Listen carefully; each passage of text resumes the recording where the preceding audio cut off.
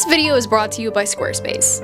A lot of people don't like Valentine's Day because it's one of those made-up, commercialized holidays, and to that I say, exactly. Because what Valentine's Day lacks in substance, it makes up for in aesthetic camp. I think lovecore is a very cute aesthetic. It's maybe not something that I would choose to wear all the time or commit to permanently, but I think it's a really fun amalgamation of vintage, frilly feminine energy, and yummy little treats that look way more appetizing than they actually are. And as you all know, whenever I like something on this channel, I gotta turn it into a character. And since I put out a little questionnaire on Instagram and the masses have spoken, today I'm going to be doing that with Valentine's candies. So the candies I'm playing with today are the classic boxed chocolates. I'm counting these as a whole category because they lack individual identity and don't taste very good. That heart-shaped lollipop, the heart-shaped pastel candies that always seem to be bullying you, and chocolate-covered strawberries because I need something in this group that actually tastes good. So I've put entirely too much energy into building this pile of corn syrup and red number 5 into characters with distinct identities and style. But as usual, I found it helpful to combine this idea with another concept just so that I have more to base these characters off of and flesh them out and characterize them a little bit more. So based off of some other popular suggestions from my Instagram followers, I decided to pair these sweets with some of the Greek concepts of love, and those are eros, ludus, mania, and philia. So with that helping to characterize them a little bit more, I was able to build out their Pinterest boards with rough personalities in mind. I really leaned into the textures of each candy and their packaging. I pulled a lot from the color palettes of the candies, and I also gave each of them animal companions because plushies are another popular Valentine's gift, and because of course I also love working stories into the concepts for my designs. The premise of the backstory for this week was mostly inspired by this submission from, sorry I'm gonna pronounce your name wrong, Sophie_HNDZY, who said, a group of entities who have been designated to do Cupid's responsibilities. So I'm kind of conceptualizing these as Cupid's little helpers or demigods that humans can call on whenever they need help in a relationship, and it usually goes very poorly, almost like a love curse instead of a spell that solves your problems. More on that later. So as usual, to get a grasp on some of the rough ideas that are floating around in my head, I am going to start off with some thumbnails. Usually I struggle a good bit in the thumbnail portion since this is the first step of iteration I do, but this time around I actually had some pretty clear ideas for a couple of the characters, particularly Heart Candy and Lollipop. I ended up finding really good themes for them almost immediately through building my Pinterest boards. So for the most part, their designs ended up coming together pretty clearly in the thumbnail phase, but box of chocolates and chocolate-covered strawberries didn't come so easily, especially since they're pulling from some similar visual aesthetics since they both have chocolate involved. A big priority at the beginning was to make each girl very distinctive, and I wanted to make sure I gave them separate color palettes at the beginning since Valentine's colors can have a lot of overlap, and I also focused on giving each of them textiles and textures that would be recurring themes in their designs, so gingham, silk, and faux feathers for Mania, plastic, leather, and latex for Eros, faux fur, knit, and cashmere for Ludus, and lace, organza, and ruffles for Philia. I got to a decent place with the two chocolate girls by the end of the thumbnails, but their designs and themes ended up changing a lot in the final art, and I actually spent a lot of time doodling and iterating in my sketchbook for Mania and Philia before I found something I liked enough to move forward with, and I'm really glad I was able to take a little bit more time to do some iteration this week, because as they say, your first idea is not always your best idea, and honestly, most of the time with these videos, I don't have much opportunity to do more iteration than 1 or 2 ideas. So it was really nice to dive a little bit deeper this week and iterate and actually get a little bit more time to think about the designs that I didn't think were quite as strong. Now that I'm keeping a very crappy non-committal sketchbook this year, I think I'm gonna be doing that a little bit more often. Before we get into it, I actually have a note for you from a secret admirer. It says, if you're in need of a website or portfolio with an integrated e-commerce platform, you might be interested in this video's sponsor, Squarespace. Oh, there's more. Dearest viewer, I have many intriguing and positive features. Firstly, to build your website or portfolio, you need only choose from one of the many gorgeous flexible templates I have provided for you. There is a menagerie of options to suit whichever creative sector you wish to pursue. Furthermore, my affections seek to make themselves known in your comfort and leisure, so I have created Fluid Engine, a website builder that will give you the freedom and creativity to express yourself with easy drag and drop features. Like the magic that may be our love, this will allow you to have an enchanting level of control over the script, color, and tapestry of visuals on your website. With another spell of mine, automatic image scaling, you may perfectly display your beautiful works with a click of a mouse.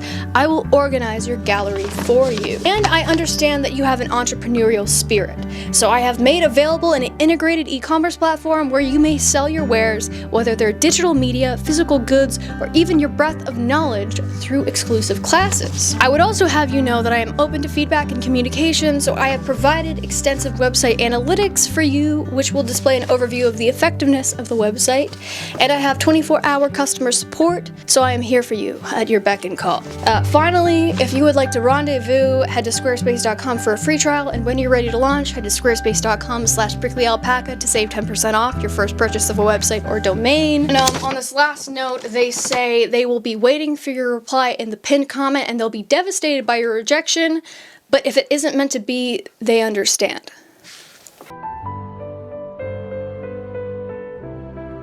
Getting right into the illustrations, first I want to apologize for my voice because I have been sick for the past week and I'm just very congested right now, and don't worry, it's annoying me too, but it's okay, we're gonna get through this together. First up, we have Ludus, and I am going to be calling them by the Greek love names instead of like the candy names because I think that's just going to get less annoying. And I am, as usual, following my tradition of beginning with a character that I struggled with the most, because for some reason I got really picky with the character art for Ludus, and I ended up redrawing this, I kid you not, 4 times. And you are definitely not missing, dear viewer, because that is indeed too many times. I don't know, I just had a very particular vision in mind for this character in terms of like their personality and even facial expression and body language, so I got really picky with the art for her. So like I said at the top of the video, the concept for these characters is that they're basically little love entities that work for Cupid in some capacity. Humans call on them inadvertently whenever they have some kind of an issue in a romantic relationship and want a quick fix. So each of them kind of have a delegated list of problems that humans come to them specifically for. And is often the case with romantic relationships, some of the problems that the humans come to them for are somewhat trivial, they're a little bit more petty, or they're just a little bit immature, not in a bad way, just having to do with the younger, more inexperienced types of love.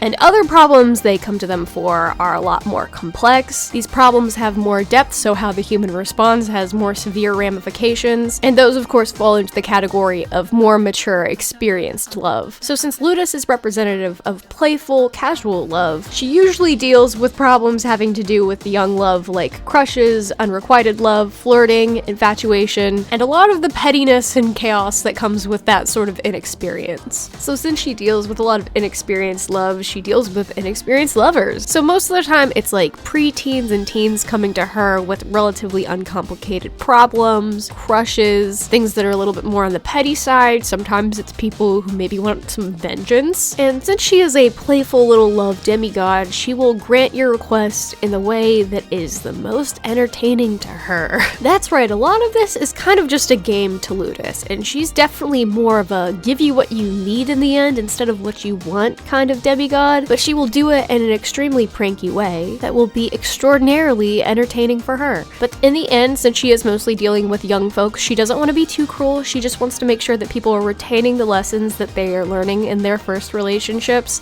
instead of going through even more pain to realize what they've already learned. So of course, in terms of personality, Ludus is very spunky, cheeky, sarcastic. She's got a great sense of humor that falls a little bit more on the immature side. She's blunt and straightforward, and also emotionally vulnerable and honest. She's also, hence the name, absolutely obsessed with the games and gaming of literally all kinds. Whether it is ancient games like chess or Olympic sports, or modern games of the video and sport variety. As a gamer who is always online, it definitely helps her to keep in touch with the youths who are constantly asking her for help. She's definitely like real hot-headed as a gamer, and to me there is something very funny about an ancient demigod absolutely blowing up at a child over losing at Fortnite. To me, Ludus has some very endearing, is small and can kill you energy energy going on, and she shares that can kill you energy with a character that you will see very soon, Eros. In terms of design, I really had everything that I needed to go off of just from the entire like pastel kawaii aesthetic. I think the main focal point to the design here is this like enormous fur trimmed puffer jacket that I gave her that has little 3D messenger hearts on it. This is very much inspired by all of the puffer jackets that I've been seeing all over Pinterest that have some kind of 3D detail on them. I've seen keyboard puffer jackets, I've seen puffer jackets that have like octopi on them in some kind of 3D shape, and I've also seen a couple of the high fashion boys on Instagram like Futurist and Wisdom wear like super long puff jackets lately. So I kind of combined those concepts into this one, and I think that it is just perfect for a candied heart. I think it's really cute. It should exist. And I also think that it's just perfect for Ludus because it kind of captures that modern internet sensibility that she has. This is definitely a custom piece from Etsy that she found someone advertising on their TikTok, and she was like, yep, I gotta have that. And I paired this puffer jacket with another like viral internet piece, and that is like the little heart-shaped top that I have been seeing a lot of people make. It kind of reminds me of some of the cheesy Valentines that you would give out to people in like grade school, so I thought that it would be perfect for her. I paired that with some little rebellious ripped denim jeans because this character is definitely a rebel, don't get it twisted. And of course, to go along with that, I gave her some little pastel rainbow socks, some fuzzy ankle warmers, some purple boots, pink fingerless gloves, and I also gave all of them weapons because that's a thing that I do here. I don't know when they would need to fight evil, but maybe there's little love demons wandering around that people can't see that they gotta fight, you know, just magical girl things. So for the weapon, I gave her twin heart-shaped flails with spikes on them, once again to bring that candy heart shape into the design. And I also gave her a little bunny familiar because, like I said, plushes are another popular Valentine's Day thing, and I also thought that it would be cute. I also feel like this would be like an emotional support bunny that she would give to children while she's listening to their problems, to just be like, it's okay, child, calm down, pet the rabbit, stop crying. And that is pretty much Ludus. I really like her, and I really kind of want to steal her jacket and make it. Let me know if you'd want to see that because it looks really cozy. And next up we have Eros, which might be my favorite design out of the group. I don't know, it just ended up coming out really fun, and if you guys know, my favorite color is red, so this design ended up being basically like red on red on red, which makes my little rat brain happy. So of course the Greek word eros refers to sexual and romantic passion. So according to the lore that I have set up, Eros deals with requests having to do with romantic and sexual love. So her requests are often having to do with personal pleasure, sexual openness and compatibility, and kinks. So hence the slightly more mature nature of her request. She usually has like late teens, early 20-somethings coming to her asking her for help. Sometimes couples and individuals wading through serious romantic and sexual issues. Oftentimes, like I said, having to do with compatibility and communication, and sometimes having to do with more fun subjects. Sometimes it's people just kind of trying to figure themselves out, you know what I'm saying? Eros is low-key just a sex therapist, but in demigod form, and her solutions to your problems are usually not actual solutions. They're more so just talking to you, and if she gives you some kind of love spell, it's probably just a placebo. She's just hoping that you actually take her advice to heart and, you know, like deal with the issue head on, whatever it is. It's definitely not going to be an easy fix, and if you do insist on some kind of easy fix, well, like, she's just gonna prank you at that point because you're kind of asking for it, and she's pretty good friends with Ludus, so you better watch out for that. She's good-hearted, but you know, she also likes to have fun. In terms of personality, Eros is of course passionate, loving, comfortable, amicable, loves to debate and argue in like a playful, respectful way. She's very relaxed and open, but of course she's also got a coy little fun-loving side. She'll joke with you and flirt with you and mess with you. She's definitely a little more on the eccentric side and likes to talk in riddles a little bit, once again, because she finds that amusing. And if you call on her and you're not taking her advice, she will prank you and kind of make your life worse until you wise up and kind of like start putting in the effort, doing what you need to do to like fix your problem. You may feel a little cursed for a while, but you know, it's all part of the learning process. And a big reason why there's no quick fixes to any of these problems is that none of these demigods actually have the ability to inflict any direct control or change over these people's lives. They literally don't have that ability or power. Cupid did not give that to them. They only are kind of trickster gods in essence. So when these humans call on them, they're like, I don't know what else I'm supposed to do to help you. And they're kind of on the hook to help the human until the problem actually improves. Because, you know, Cupid did delegate this work to them. It's technically their job. But there's a lot of people on the earth. And Cupid's kind of busy and also a piece of work. So this group is all kind of collectively frustrated at Cupid for even putting them in this position in the first place. I like the idea that this group exists because a god is kind of being a little bit irresponsible and they're overwhelmed with their own duties and tasks. So they're like, let me create some entities to do it for me. But they don't even like give them the ability to actually inflict any kind of tangible change. The actual problems of humans are just that far below Cupid. So this group kind of has to like, you know, improvise and kind of figure out how to deal with this on their own. In terms of design, I went for a very fun mix between modern lingerie and fetish wear. Like I said, with the textures, I also played around a lot with different kinds of plastics and latexes and stuff like that to kind of mimic the translucent coloration of the lollipop. I pulled a lot from a couple of very specific outfits that I found on Pinterest and kind of made an amalgamation of those. I was also very inspired by a couple of runway pieces that I found, particularly this one and this one. The base of the outfit is a red leotard with a long translucent red plastic skirt. I gave her some thigh-high red boots. I added some white lacing detail to that as a reference to the lollipop handle. She's got a red translucent shrug with some very sharp shoulders that's kind of inspired by that plasticky raincoat material. I gave her a red harness set with the heart motif for a little bit of spice, some little heart lollipop earrings, and I have also been seeing these adorable animal ear, I don't know if they're like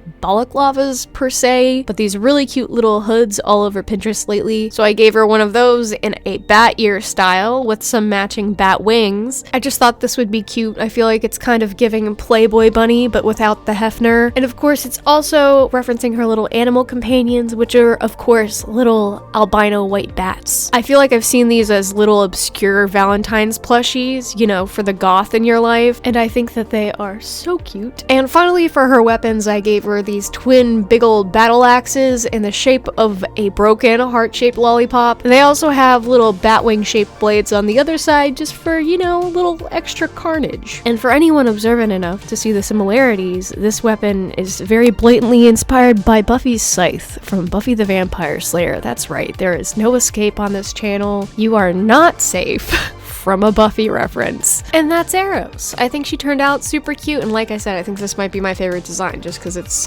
just fun. Parts of it may have inspired a future project of mine of the sewing variety. Subscribe to see that in the future. And by in the future, I mean next week, if I can actually get my act together. Next up, we have Mania, and she's the scary one. So you know the little animatic that I drew at the beginning of the video with the love god being summoned and then subsequently blowing up a sidewalk? I drew Eros in that place because I just like drawing Eros. She has a cool design. But if we're talking in terms of characterization, then that's definitely, it should have been Mania, because she would blow up a sidewalk in the name of, quote, love. Mania in the Greek is, of course, representative of obsessive and I would say even possessive love. So our Mania character has people come to her with issues dealing with breakups, vengeance, trying to get back with an ex, your first real kind of intense obsessive love, and people who are kind of infinitely trying to hold on to that honeymoon phase of a relationship. She deals a lot with kind of immature, one-sided love and people who cannot let go, even when it would really be in their best interest to end a relationship. So I feel like her territory also deals a lot with teens and young adults, but I feel like it also extends into like older adult territory and maybe even people who are getting separated or experiencing divorce, but only in the cases when someone is trying to prevent the end of a relationship that is in the process of ending. I think there's definitely some overlap into that more mature, serious subject matter for the people coming to her, but I think the vast majority of people who are coming to Mania are like people who are plotting and planning. They're either trying to get back with an ex in a really manipulative way, they're trying to plot like revenge of some kind, or they're effectively trying to trick someone into falling in love with them whenever it's more of like a one-sided situation. The bottom bottom line is these people are obsessed, they're afraid of rejection, and they're just not doing too well in their whole romantic life. And the thing about Mania is that she's kind of chaotic neutral. Her mandate is to effectively help these people move on from that obsession and kind of step into their true selves, stop trying to rely on another person for happiness so much. But the way that she gets there, the way they arrive at that point is a little bit of a gray area. Because the thing is, I feel like this girl thrives in chaos. She's got a little bit of mania herself. And if you are kind of evil enough, if your own plans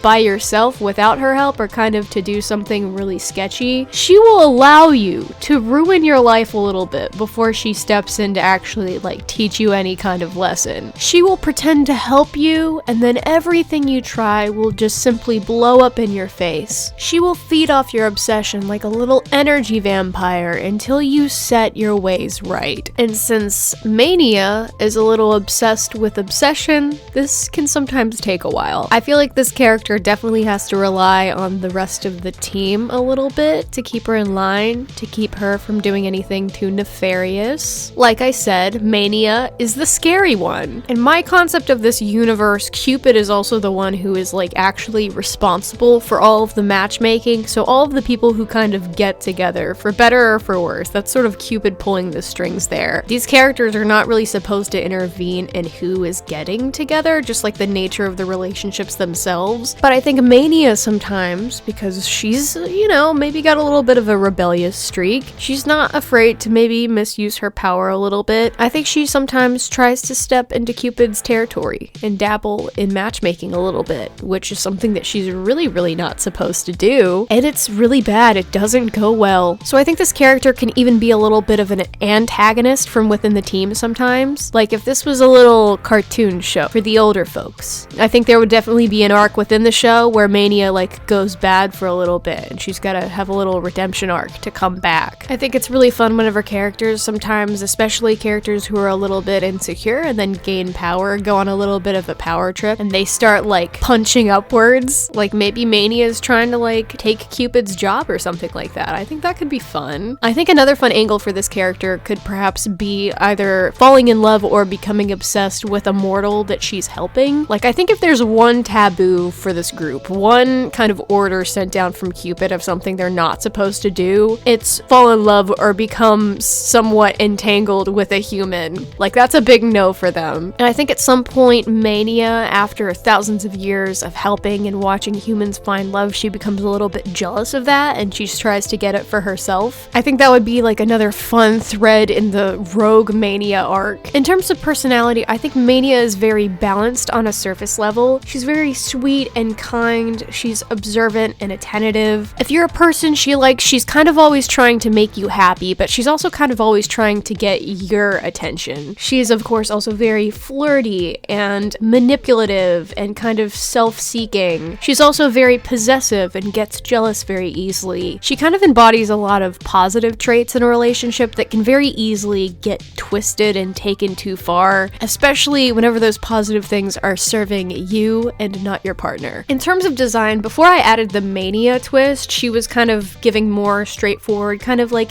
cute box of chocolates inspired outfit, very kind of traditional vintage, almost like a cottagecore edge to it. And I really like that more traditional vintage inspired angle for her because I feel like a box of chocolates is a very like quintessentially Valentine's gift. So I wanted to keep that vintage angle, but instead lean a little bit more into like vintage lingerie. So instead of the original dress that I had for her in the thumbnail, I kind of made a dress out of different component pieces of like vintage underwear. So I gave her kind of like a bullet bra that's all ruffly and kind of has like off the shoulder straps, and that's connected to a dress that looks a little bit like a girdle. And then I also gave her some long kind of stocking like stiletto boots that connect to the girdle with little garter straps. I feel like furs are also very kind of vintage old Hollywood, so I gave her a giant pink fur coat, a little ruffly choker, and of course hats are definitely way more of a thing back in like 40s 50s culture. So after seeing this box of chocolates hat,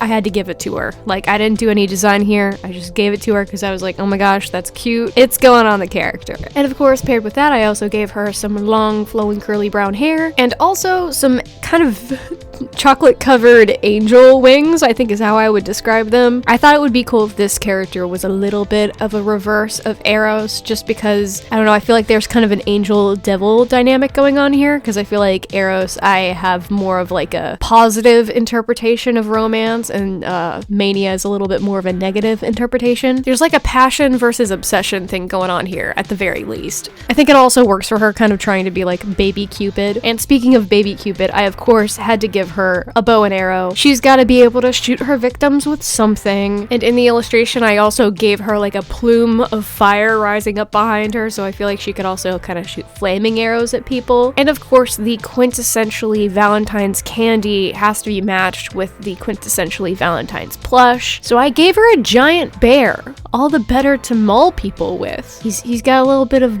blood on his mouth. But like, you know, maybe it's like from a jelly-filled donut. I don't know. I like to think that the bear's nice and he's like, Mom, what are you doing? Don't kill that guy, that's me. Anyways, that's Mania. The box of chocolates started out as being the design I was least excited about, and now I really like her. I feel like she's one of the stronger characters of the group. Last up, we have chocolate-covered strawberry, and she's the cute one. And yeah, I might be a little biased because I like strawberries. They're my favorite fruit, and this is by far the most appetizing sweet out of the group to me, but I can do that because it's my video. Anyways, the Greek philia is representative of deep friendship and affection. So this character deals with a lot of issues relating to long-term companionship, married relationships, best friendships, and soulmates, whether it's romantic or platonic soulmates. Since it's mostly long-term stuff, I think this character deals with age ranges across the board, but mostly deals with a lot of like more middle-aged people and even some older folks. A lot of the relationship problems this character deals with are relationships that are a little longer, heavier. They have had some time to marinate and there is history there. So a lot of these problems are very stressful.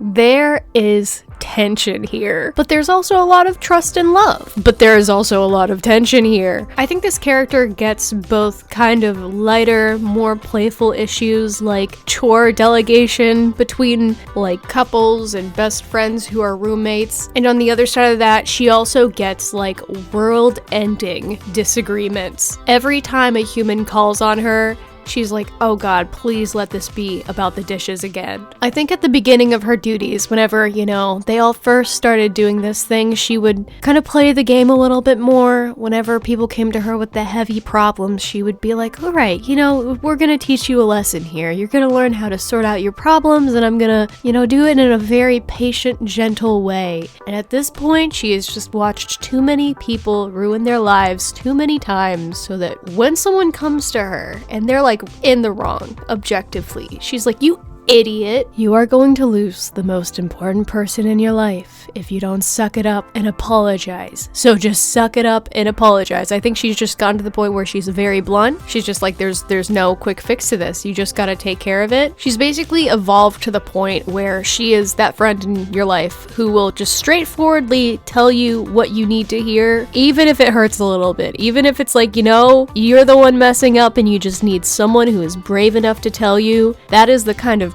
friendship she will provide. In terms of personality, she is very positive, understanding, supportive, but she can also be a little people-pleasing. She trends towards sort of like putting others' needs in front of herself, which is usually a good thing, but it's something that can be taken advantage of. She can also be a little complacent and avoidant. This character doesn't like conflict. She wants everything to stay good. She wants everyone to get along. She's not necessarily the type to face things head-on in her own relationship, so she can get a little bit passive-aggressive. But most importantly, she's fun and comforting, because those are kind of the things that you chase in those long-term relationships in your life. She's always trying to stay in or get back to that good place, whether it's in her own life or the lives of the people that she helps. So even though she's gotten to a place of being very blunt and straightforward in her communication with the people she helps, it has taken centuries for her to develop into that, because before it was a little bit more patient, more slow going, and I think think those more avoidant tendencies would probably show up prior to this character development. And maybe they still do from time to time, because she just wants to see people be happy. She just wants to see other people also be in that good place, because conflict is very uncomfortable, especially in those very serious relationships. So if she does face kind of a pitfall of misusing her abilities from time to time, I think it might actually be using them to sort of create an easy way out. I could see her in the more painful, impossible situations, trying to like fix things for people, trying to maybe even give them amnesia to forget the problem, try to force compliance in some way, and of course it always inevitably backfires. And I think in that way she can even be a little bit power hungry herself, like this tiny little tendency in her that just wishes she could make everything better. She wants to have the kind of power that Cupid has. And I feel like this is a little bit of overlap that she has with Mania, and she absolutely hates it. Like, I don't think those two get along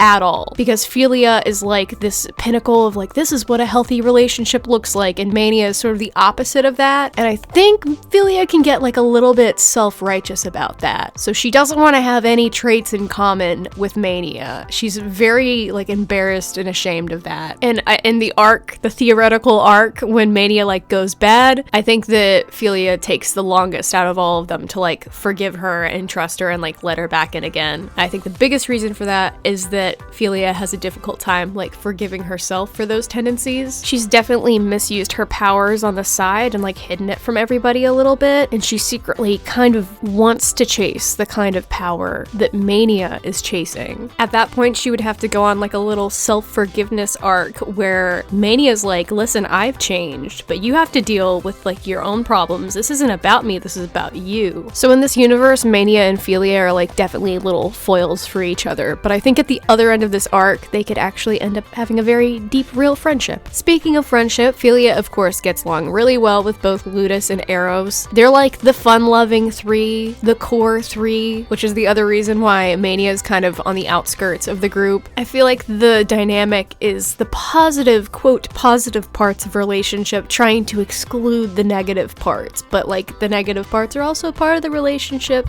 They have to be there too. You can't exclude Mania, guys. Anyways, I know this is very long, but in terms of design, I just wanted to design a little dress that looks like it's kind of made of chocolate and icing. I was of course very inspired by a lot of like the cottagecore and selkie dresses that are floating around on Pinterest, just everything that's really ruffly and fluffy and feminine. And I was of course very inspired by the different tiered sleeves, because I feel like that could be very referential to like a dipped strawberry. I basically made the base dress a bright pink that you would kind of find on the inside of a strawberry, and then I gave all of the ruffled tiers sort of a white icing treatment, and then the sleeves a chocolate icing treatment, and I also adorned this with like little sprinkles and then little cut strawberries cascading down the tiers of the skirt. I feel like this character would also fall into that like ingenue bow trend that we saw a lot of last year, so I gave her some little like laced up ballet flats with a little bow. And because of course magical girls, I kind of gave her a Sailor Moon inspired hairstyle, but instead of like little ponytails, she's got like little tiered segmented braids. I don't know what these are called, but I thought they would be cute. I finished the look off with some little tiered necklaces that are supposed to look like sprinkles, and for her weapon I gave her a giant like oversized mace with blades that look like little strawberry slices. I'm actually very proud of this. I think it's very cute. And of course for her animal companion, I gave her a little fluffy white cat with a little pink heart mark on her forehead. And of course this character has lots of heart motifs worked into her design, because whenever you cut a strawberry in half, it looks like a little heart. It's perfect. I also finally want to point out something that happened with the weapons that's unintentional, but also kind of cool. I kind of ended up giving each of them weapons that fits really well thematically with the kind of love they sort of represent. Again, completely unintentional, didn't mean to do this, but let me explain subconscious weapon theory to you. So first of all, Ludus. I gave her twin heart-shaped flails with little spikes on them, and to me that kind of represents the abrasiveness of young love, people coming together who don't really fit, it. They maybe have a lot in common, but they're not like compatible in that way. Then moving on to Mania, I gave her a bow and arrow, which I think is interesting because a lot of the other characters have twin weapons. Well, she has a weapon that is very one-sided, literally representing her obsession and how she is choosing this, literally kind of like firing a love arrow at someone, and the other person doesn't have much of a say in this. Then Arrows has these twin battle axes, which are very similar, but they literally have a part in the little broken heart where they can fit together and connect. But the way I designed the weapons makes it so that there's a physical barrier that prevents them from connecting in that way. And then finally, Philia has this oversized mace, and it's kind of a similar shape and design to the twin battle axes, but it's physically connected and unified into this one singular weapon. And unlike the Arrows blades, where there's only 2 blade heads, the mace actually has like 5 or 6, so I think that's also representative of finding love in multiple areas of your life and not only receiving love from a romantic partner, hence Philia being more representative of deep partnership and affection. Again, completely unintentional, because I very much chose the weapons based on like shape language and just what I thought would look cool, but I think it's interesting that the weapons actually ended up being a pretty good thematic representation of the kind of love that I associated with the candy. And this is kind of a revisionist, out of nowhere symbolic read on the weapons, but I thought that it was cool, so there you go. I also have done the due diligence of creating a couple of alignment charts just so that you can see where these characters fall in terms of a bunch of random stuff that I will decide in the future. I haven't even decided them yet. There's like a couple of things where if you're wondering where this character falls in terms of the things that are on screen, you may now determine that through my stupid little alignment charts. You are welcome. And hey, with that, welcome to the end of the video. I'm sure that this was a long one because it almost always usually is. I tend to be very long-winded with these because I feel like at the end of the day, you guys just want me to come up with a story premise every week just to give us hope, because like traditional media just really isn't doing it for us right now. I know that's at least why I enjoy creating these so much, because I have like a content drought and I need some good character-driven media, so you know, I'll do it myself. Not really, because that's a lot of work, but in one video I can. Anyways, if you watched this far to the end of the video, thank you so much. I hope whatever art you're working on is going well, because that is almost certainly what you're doing right now. Thank you so much for tolerating my voice in this episode. You know, it was a hard journey, but we made it. As always, you can find all of the high-res PSD files, PNGs, and all the content stuff for this on my Patreon. Link will be in the description. Prints will also be available on my shop. I will also post the alternate illustrations that I did on there because, like I said, I redid like 3 illustrations for both Ludus and Eros. So there's like new content that you haven't seen because I got indecisive. And finally, the biggest thing that I need you to do is expand the universe of these characters. Write your little fan fictions in the comments below. And another big thing I need you to do is comment suggestions for future episodes of this, because sometimes my mind goes blank and I don't know what to do, but I have really enjoyed kind of expanding out into different genres and things that I wouldn't normally think of. So give me some ideas. If it's good, I will do it. Also, like, subscribe with notifications on. It'll help you to actually see my videos. But finally, and most importantly, the biggest thanks for this video goes to all of my wonderful patrons, and especially my executive producers. Each and every one of you were my Valentine this year, and I love you. Seno Takai, I'm not saying that name on the internet. ABW Makes, Samalama MC Samabama, Sarah, Crimson Moon 04, Liana, Ermler Jean, Anubix, Breeza, Sony, Brian, Phoenix, Rose Draconi, Freedom and Gusgus, Francesca Sliwa, Kat, Dodo, Zyle S, Agent.Sketchy, Thea Maia, Lovisa, Eloquent Silence, Megan Penland, Enozine, India Gloom, Hypnos, Katie, Sweet Winter Garden, Gravity Drop, I Hang Out with Cats at Parties, and Bean the Bread.